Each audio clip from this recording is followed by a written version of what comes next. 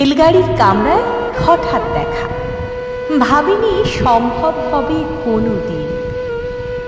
আগে ওকে বারে বারে দেখেছি লাল রঙের শাড়িতে, ডালিম ফুলের মতো রাঙা। আজ পরেছে কালো রেশমের কাপড়, আঁচল তুলেছে মাথায়। দোলন চাঁপার মতো চিকন গৌর মুখখানি ঘিরে মনে হলো কালো রঙে একটা গভীর দূরত্ব ঘনিয়ে নিয়েছে নিজের চারদিকে, যে দূরত্ব সর্ষে ক্ষেতের শেষ সীমানায় শাল বনের নীলাঞ্জনে। থমকে গেল আমার সমস্ত মনটা।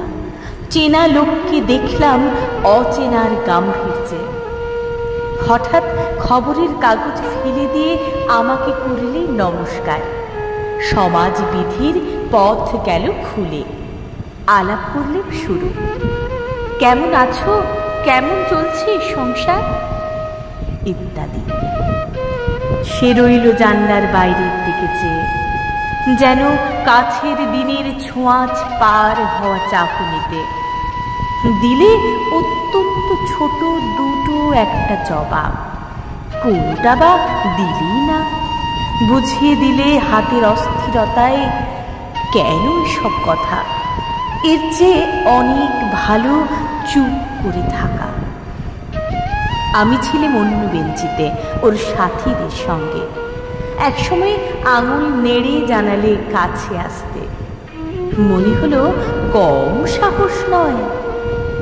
বসলুম ওর এক বেঞ্চিতে। গাড়ির আওয়াজের আড়ালে বললে মৃদু স্বরে, কিছু মনে করো না, সময় কোথা সময় নষ্ট করবার। আমাকে নামতে হবে পরের স্টেশনে। দূরে যাবে তুমি, দেখা হবে না আর কোনো দিন। তাই যে প্রশ্নটার জবাব এত কাল থেমে আছে, শুনবো তোমার মুখে, সত্যি করে বলবে তো? আমি বললেন, বলবো। বাইরের আকাশের দিকে তাকিয়ে শুধুল, আমাদের গেছে যেদিন একেবারেই কি গেছে, কিছুই কি নেই বাকি।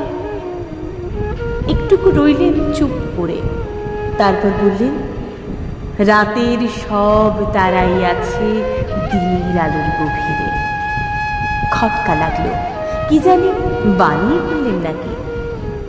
ও বললে, থাক এখন যাও ওদিকে। সবাই নেমে গেল পরের স্টেশনে, আমি চললেন